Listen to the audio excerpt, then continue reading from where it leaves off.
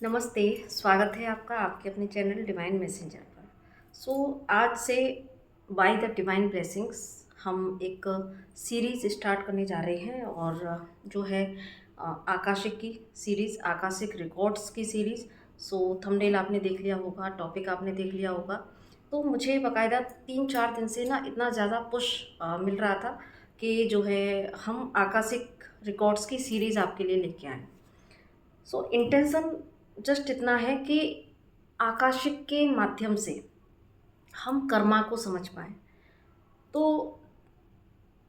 जो हम अपनी लाइफ में इतनी सारी प्रॉब्लम्स से गो थ्रू हो रहे होते हैं, रिलेशनशिप में या करियर में, फाइनेंस में, ऑल ओवर, क्योंकि हमारी लाइफ के यूँ तो 4 स्तंभ होते हैं: धर्म, अर्थ, काम और मोक्ष, है ना? सो हमारी इस भौतिक जगत में हम जितनी भी परेशानियाँ फेस कर रहे होते हैं, तो उनके पीछे क्या कुछ रीज़न है? क्योंकि हम जानते हैं कि मनुष्य जो है कर्मा से बना हुआ एक क्रीचर है। कर्मा से हम नहीं बच सकते।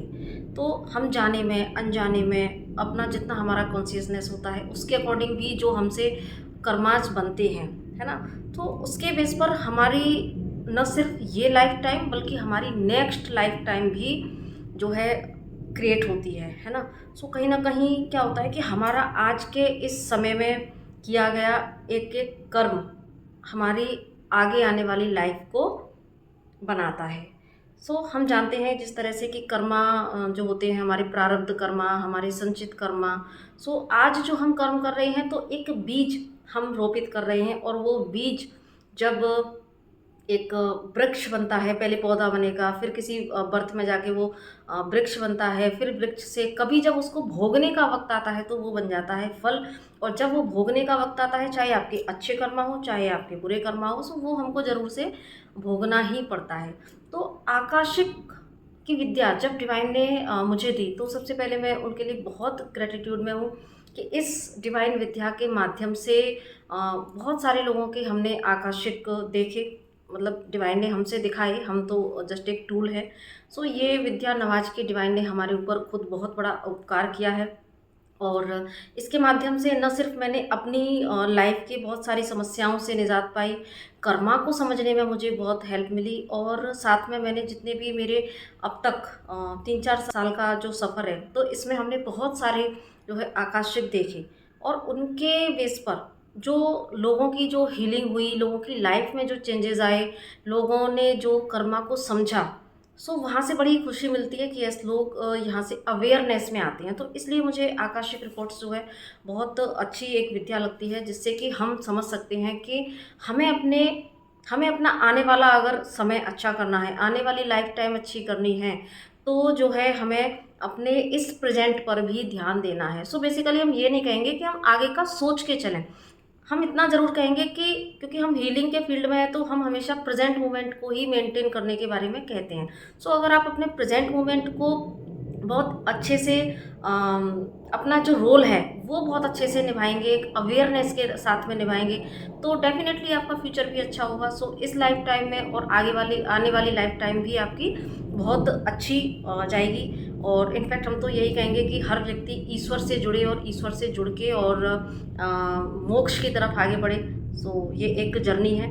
तो इसी सीरीज़ में हमने सोचा है कि धीरे धीरे स्टेप बाय स्टेप हम एक एक आकाशिक रिकॉर्ड्स की जो सीरीज़ है, जो कहानियाँ हैं, कहानी इन द सेंस जो क्योंकि पास्ट लाइफ में हुई है तो कहानी ही इसको हम बोलेंगे, लेकिन एक सबक के तौर पर हम इसको यहाँ सीरीज़ के फॉर्म में डाला करेंगे। जैसे ही हमें लगेगा समय, तो उसी हिसाब से बीच बीच में, क्योंकि जो टैरो रीडिंग्स हैं या चैनल मैसेजेस हैं या और भी जो भी विद्याएं यहाँ पर डिवाइन के माध्यम से जो वीडियोस आती हैं, तो उनके अलावा भी जब भी मुझे अंदर से गाइडेंस आया करेगी, तो मैं आपको, क्योंकि अभी तक हमारे पास बहुत सारे एक्सपीरियंस है, हम एक एक करके ज़रूर से वो एक्सपीरियंस आपके साथ में साझा ज़रूर से करेंगे।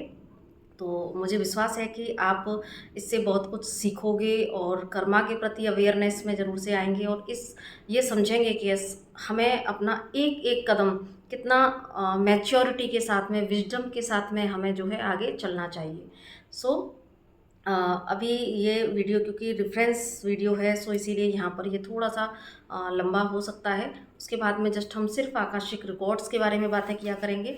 तो अभी मैं एक एक स्टोरी से, एक आकाशिक रिकॉर्ड से यहाँ पर शुरुआत ज़रूर से करना चाहूँगी। तो जिनके भी मैं यहाँ पर आकाशिक रिकॉर्ड्स बताऊँगी, तो फर्स्ट तो उनकी परमिशन से ही मैं यहाँ पर आकाशिक रिकॉर्ड्स को आपको ज़रूर से बताऊँगी। हम और आज भी जो मैं स्टोरी आपको बताने जा रही हूँ, तो वो भी मैंने परमिशन उनसे ले रखी है। तो अ, स्टार्ट मैं करती हूँ बिना देर किए हुए। ऑलरेडी बहुत लंबा हो गया है वीडियो। सो ये मेरे पास जब आकाशिक आया था ये केस, तो ये केस था कि एक जो मेरी क्लाइंट है, तो अभी तो उनसे मेरे एक बहुत ही अच्छे रिलेशन बन चुके हैं, क्योंकि वो उसी दौरान मेरे से स्टार्टिंग में ही मिली थी। तो धीरे-धीरे उनसे मेरे अच्छे संबंध बनते गए, तो एक सोल सिस्टर वाला हमारा कनेक्शन है। तो उन्होंने मुझे परमिशन दिया कि यस आप बोलें इस चीज़ को। तो वहाँ पर जो उनकी कहानी निकली, तो उनका क्वेश्चन ये था, जब वो एज़ ए क्लाइंट ही हमारे पास आई थी, तो हमने उनकी कहानी ये थी कि उन्होंने मेरे से क्वेश्चन किया कि एक्चुअली उनका जो एक 5 साल का बेटा था, तो वो बेटा जो है 5 साल का होने के बाद ही वो एक्सपायर हो गया। और तो वो एकदम से बच्चे के गम में ऑब्वियसली कोई भी माँ पूरी तरीके से टूट जाती है, बिखर जाती है, और उसके बाद कोई उनको बेबी कंसीव भी नहीं हुआ था। सो अभी वो इतना ज़्यादा परेशान थी उस समय अपने बच्चे को लेके कि फिर उन्होंने मेरे से ये क्वेश्चन किया कि इसमें आप आकाशिक देखें कि मेरा बच्चा इतने कम टाइम के लिए मेरे पास क्यों आया। और मैं तो बहुत बच्चे को अच्छे से रखती थी, इकलौता बेटा है ना। उसके बाद हमने 5 साल तक कोई सेकंड चांस भी नहीं लिया था। तो इतना प्यार दुलार के बाद में हमसे ऐसी कहाँ चूक हुई, क्या था कि वो बच्चा मेरा इतना कम समय में ही आके चला गया। सो तब फिर हमने जब आकाशिक में उनके आकाशिक रिकॉर्ड्स जब उनके ओपन किए, तो वहाँ पर जो हमें दिखाई दिया, जो हमें वहाँ पर चीज़ें रिवील हुई, वो ये कि सबसे पहले तो मुझे वहाँ पर ना जो सीन दिखा, वो सीन था कि एक ऐसा मुझे लग रहा था जैसे कि कोई एक, जैसे स्कूल कॉलेज का जो बोर्ड टाइप से होता है, तो मुझे ऐसा लगा जैसे कि ये कोई स्कूल है या ऐसा कुछ लग रहा था। लेकिन जब मैंने उसको ध्यान से वहाँ पर देखा, तो वहाँ ऊपर वृद्धाश्रम लिखा हुआ था एक्चुअली। सो जब वृद्धाश्रम था, तो फिर जब उसके अंदर हम गए, तो वहाँ पर हमें क्या दिखाई दिया कि एक रूम है, और उस रूम में क्योंकि और भी बहुत सारे रूम थे, बहुत सारे वहाँ पर बेड, जैसे पेशेंट टाइप से जो होते हैं, तो उस तरीके से बहुत सारे रूम में बहुत सारे बेड पड़े हुए थे। वहाँ पर बहुत सारे वृद्ध लोग थे, वृद्धाश्रम था तो डेफ़िनेटली वृद्ध लोग थे वहाँ पर। सो उसमें मैंने देखा कि एक वृद्ध हैं, एक बुज़ुर्ग हैं, काफ़ी एज है उनकी, और वो बहुत ही हताश और निराश बैठे हुए हैं, और उनके पास में उनके बहू और बेटे आए हुए हैं। सो जो उनकी बहू थी, तो वो मेरी क्लाइंट थी उस बर्थ में, उस लाइफ टाइम में वो मेरी क्लाइंट जो थी, वो मैंने देखा कि वो बहुत ही ज़्यादा एक कैसी महिला थी, जिसको क्या बोलते हैं, जो मटेरियलिस्टिक इतनी ज़्यादा थी कि उनको जो है नेम, फेम, सक्सेस, करियर, पैसा, सो उसके पीछे थोड़ा-सा उनका रुझान ज़्यादा था बजाय रिश्तों के। और रिश्तों में भी अब यूँ तो अपने हस्बैंड के साथ में अच्छे से थीं, लेकिन उनकी डिज़ायर्स इतनी हाई थी कि उनको जो है, जो उनके वो उनके ससुर जी थे एक्चुअली। तो उनको वो रिस्पॉन्सिबिलिटी इतनी ज़्यादा लगती थी कि उनके जो एम्बिशंस थे, उनमें वो उनके ससुर जी उनको जो है बहुत ही बड़ी रुकावट लग रहे थे। सो उन्होंने अपने हस्बैंड को कन्विंस करके, और वो वहाँ पर उनको वृद्धाश्रम छोड़ के आए थे। तो मैंने वहाँ पर देखा कि जो उनके ससुर जी थे, वो बहुत ही ज़्यादा बहुत एक पेन में थे, और उनको बहुत तकलीफ़ उनको हो रही थी। इनफैक्ट जब हम आकाशिक देखते हैं, तो हम वो पेन जो वहाँ पर होता है, तो वो पेन हम फ़ील करते हैं। कई बार ऐसे आकाशिक हमने देखे जहाँ पर हम खुद भी रो पड़े एकदम से। सो जो है वहाँ पर मैंने देखा कि वो गिड़गिड़ा रही थी उनके सामने, और उनके जो वर्ड्स थे, वो वर्ड्स यही थे कि बेटा मैं तो बहुत कम समय के लिए अभी मेरा जीवन रह गया है, मैं इतना बुजुर्ग तो हो चुका हूँ, तो मैं अभी मुझे अपने से अलग मत करो, और बहुत कम समय बचा है मेरे पास, तो मैं आप ही लोगों के साथ में अपना अंत समय गुजारना चाहता हूँ, तो प्लीज़ मुझे मत छोड़ो। लेकिन मैंने वहाँ पर उनका, जो मेरी सोल सिस्टर है, सो उनका मैंने जो बिहेवियर देखा, तो एक एटीट्यूड उनका इतना ज़्यादा उस समय था, क्योंकि मटेरियलिस्टिक थी, काफ़ी ड्रेसअप भी उनकी बड़ी वैसी थी, कट स्लीव का जो है पहन के एकदम मॉडर्न जैसी वो काफ़ी लग रही थी उस समय। तो एटीट्यूड भी था काफ़ी ज़्यादा।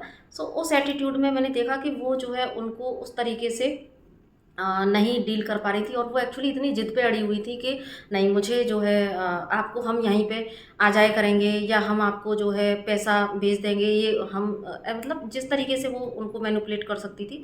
सो वो उन्होंने अपने एरोगेंट जो नेचर है उसके आगे उनकी एक नहीं सुनी, और फाइनली उनको वहाँ पे छोड़ के आ गई। तो फिर ये जो एक बॉन्ड उनके ससुर जी के अंदर बना, और साथ में जो वहाँ पर जो एक कर्मा क्रिएट हुआ, तो अब मैंने वहाँ पर उनकी जब ये मैंने सीन देखा, मुझे मैं अंदर से बहुत पेन फील कर रही थी।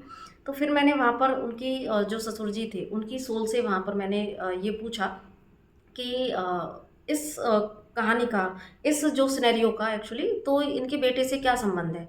तो उन्होंने मुझे वहाँ पर बताया कि मैं ही ये इनका जो बेटा बन के आया हूँ, मैं ही वो जो इनका ससुर मैं था, वो ही मैं बेटा बन के आज आया हूँ।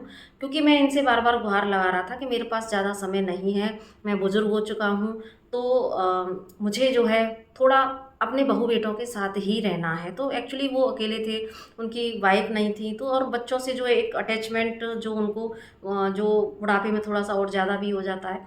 सो उनको जो है वो अपने बच्चों से अलग नहीं होना चाह रही थी। तो उन्होंने बोला कि मेरे पास जो इतना समय था, क्योंकि उस समय तो एग्ज़ैक्ट नहीं पता होता इंसान को कि मैं 5 साल के लिए बचा हूँ या 4 साल के लिए बचा हूँ। लेकिन जब एक सोल के फॉर्म में तो सारी चीज़ें पता ही होती हैं। तो उन्होंने बोला कि जो मेरे पास 5 साल का समय था, वो मैं इनके साथ गुज़ारना चाहता था, लेकिन इन्होंने मुझे वो मौका नहीं दिया। तो मैं अपना वो समय पूरा करने के लिए मैं फिर इनके घर में इनके बेटा बन के आया हूँ। इस लाइफ़ टाइम में मैंने इनसे वो सारी सेवा शुश्रूषा ली जो मुझे उस समय चाहिए थी। जो 5 साल ये मेरी सेवा करते, जो मुझे टाइम देते, जो मुझे प्यार की नीड थी, वो सारी चीज़ें मुझे वो देते, तो वो ये वहाँ से उस कर्मा से भागे। तो इसलिए वो सारी चीज़ें मैंने इस लाइफ़ टाइम में इनका बेटा बन के वो मैंने रिसीव की, और फिर मैं चला गया। तो ये काफ़ी एक हिला देने वाला था, क्योंकि एक तो मैंने उनका पेन फ़ील किया, प्लस यहाँ पर फिर उनका जो ये जो मेरी सोल सिस्टर हैं जो उस समय क्लाइंट के फॉर्म में मिली थी, है ना? तो यहाँ पर एक उनकी मिस्टेक से, एक अनअवेयरनेस से, एक अनकंडीशनल लव ना होने की वजह से, है ना? उन्होंने जो है यहाँ पर एक इतना बड़ा कर्मा क्रिएट किया कि उनको जो पेन दिया, उस पेन का यहाँ पर कई हज़ार गुना पेन, जैसा पेन उन्होंने अपने बच्चों से अलग होने का उन बुजुर्ग ने उस समय फेस किया था, जीते जी जो मरने वाला पेन उन्होंने फेस किया कि अपने बच्चे से अलग होके कैसा लगता है, वो पेन उन्होंने यहाँ पर इनको रियलाइज़ कराया कि यस देखो कि अपने बच्चे से अलग होने का पेन कितना दर्दनाक होता है। लेकिन हम लोग नहीं समझते। तो हालाँकि मेरी जो सोल सिस्टर है वो काफ़ी वो भी हीलिंग के फील्ड से जुड़ी हुई हैं, तो अभी वो ईगो माइंड से नहीं इतना ऑपरेट करती हैं, तो वो उन्होंने चीज़ों को समझा, हीलिंग की वहाँ पर, और अभी भी वो बहुत अच्छे से एंसेस्टर्स जो है हीलिंग भी करती हैं।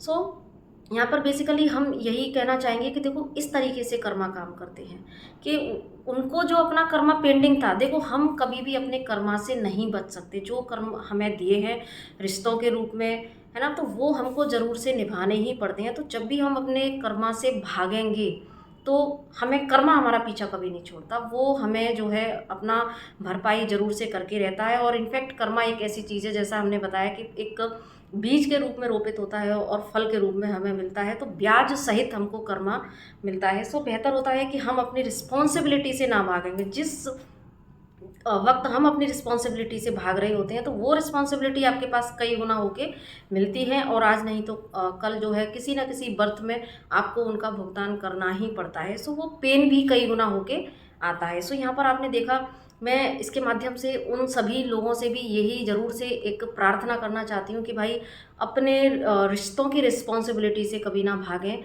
अपने जो घर के बुज़ुर्ग हैं, अपने माता-पिता हैं, अपने इन-लॉज़ हैं, जो आजकल ट्रेंड चल गया है कि अगर जो व्यक्ति अपने घर के बुजुर्गों का सम्मान नहीं कर सकते, अपने पेरेंट्स का सम्मान नहीं कर सकते, उनको अच्छे से उनको प्यार से रख नहीं सकते, तो इसीलिए ही आज वृद्धाश्रम बने हुए हैं। अदरवाइज़ अगर हर व्यक्ति अपने कर्तव्य को समझे, हर व्यक्ति अपने जो है कर्म विधान को समझे, तो शायद ये वृद्धाश्रम की ज़रूरत ही ना पड़ती, है ना? सो ये पेन हम अपने ऊपर भी करके सोच सकते हैं कि हम भी पेरेंट्स हैं, और अगर हमने अपने बच्चे का दुख, उनसे अलगाव हम जरा भी बर्दाश्त नहीं कर सकते, तो फिर जो हमारे पेरेंट्स हैं उनको हम वृद्धाश्रम में भेजने में जरा सी भी देर नहीं लगाते। तो ये सोचने वाली बात है। तो ये एक आकाशिक उस समय जिसने कि यहाँ पे हमें बड़ी प्रेरणा दी, हमको समझाया, और कितना आपने यहाँ पर बहुत डेप्थ में चीज़ों को समझा होगा कि आकाशिक ये सॉरी कि जो है कर्म किस तरीके से हमें इन्फ्लुएंस करता है और हमारी आगे तक की लाइफ टाइम को भी इन्फ्लुएंस करता है। साथ में देखो यहाँ पर जो एक और चीज़ बनी, एंसेस्टर्स कर्स कितना बड़ा उनके ऊपर बना कि वो उसके बाद में फिर माँ भी नहीं बन पाई, बहुत कोशिश करने के बाद भी, और वो माँ नहीं बन पाई हैं। तो ये ही सारे ट्रिगर्स ने आज उनको काफ़ी ज़्यादा स्पिरिचुअली हाई भी कर दिया है ना। सो लेकिन चीज़ें क्या हैं कि इसी तरीके से जब हम कर्मा को समझते हैं तो हम जाने अनजाने देखो कितने एंसेस्टर कर्स से बच सकते हैं, है ना। हम और हम अपने इन छोटे जो नैरो माइंडेडनेस के जो हमारे ये जो थॉट हैं, ये जो हमारे एक्ट्स हैं, ये हमारी वाइब्रेशन को लो करते हैं और साथ में हमारी मदर अर्थ की वाइब्रेशन को भी लो करते हैं। सो गाइज, मैं ये था हमारा पहला आकाशिक की का एक्सपीरियंस। तो बाकी इसी तरह की और सीरीज़ को हम लाते रहेंगे जब भी समय मिलेगा। तो आई होप कि आपको यहाँ से बड़ी इंसाइट मिली होगी, और अगर मिले तो आप प्लीज़ मुझे कमेंट सेक्शन में बताइएगा और शेयर कीजिएगा इस वीडियो को। और मेरा ये प्रयास आपको कैसा लगा ये भी ज़रूर से बताइएगा, और मिलते हैं फिर अपने नेक्स्ट किसी वीडियो में। और नेक्स्ट आकाशिक के लिए आप ज़रूर से वेट कीजिएगा। तो तब तक के लिए नमस्ते, राधे राधे।